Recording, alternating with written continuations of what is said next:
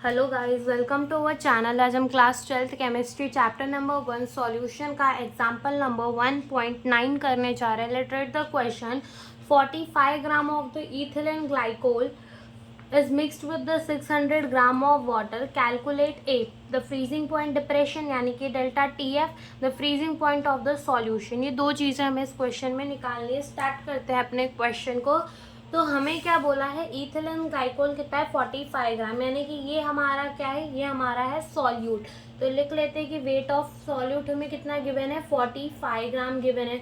Molar mass ethylene glycol का क्या होगा, निकाल लेते हैं। C2H6O2, तो कार्बन का 12 इंटू 2 प्लस हाइड्रोजन का 1 इंटू 6 प्लस ऑक्सीजन का 16 इंटू 2।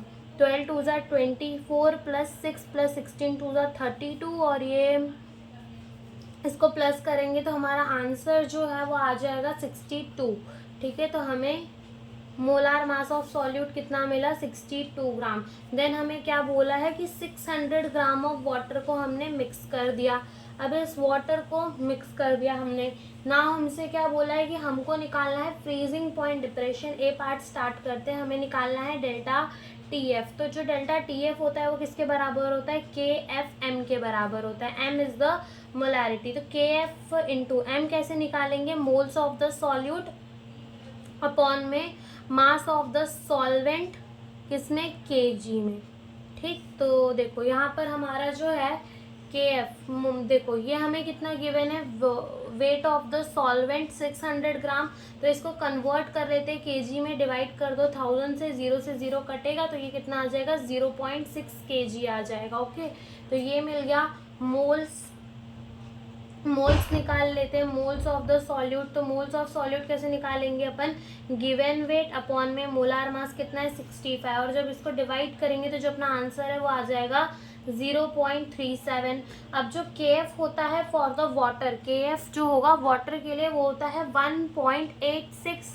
ठीक है, वो होता है, हमने इस पीछे के चार्ट में आप देख सकते हो, हमें वाटर का जो के एफ गिवन है वो कितना गिवन है, 1.86 गिवन है। सी हियर, तो यहाँ पे हमें ये कितना गिवन है, 1.86 गिवन है। तो ये के एफ हमें गिवन है वाटर का, तो यहीं से हम वाटर का के एफ देख लेंगे।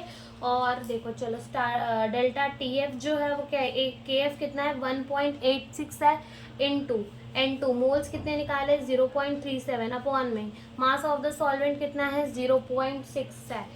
ओके, ये कितना है 0.6, और जब हम इसको डिवाइड और मल्टीप्लाई करेंगे तो जो हमारा डेल्टा टी एफ है वो आ जाएगा 2.2 केल्विन। तो ए पार्ट का आंसर हमारा आ गया।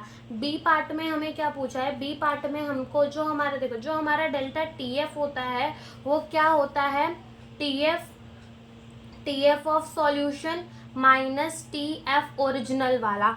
नाउ जो ओरिजिनल वाला जो है ये क्या है, ओरिजिनल वाला जो अपना ओरिजिनल वाटर होता है वो कब फ्रीज होता है, 273.15 केल्विन पर। ठीक है, और ये डेल्टा टी एफ हमने निकाला, ये ओरिजिनल वाला जो किसमें वाटर फ्रीज होता है 273.15 केल्विन में, और this is the T F of solution. तो हमसे टी एफ ऑफ सॉल्यूशन निकालने बोला है। तो delta T F of solution क्या हो जाएगा, टी एफ ऑफ सॉल्यूशन जो है वो हमारा हो जाएगा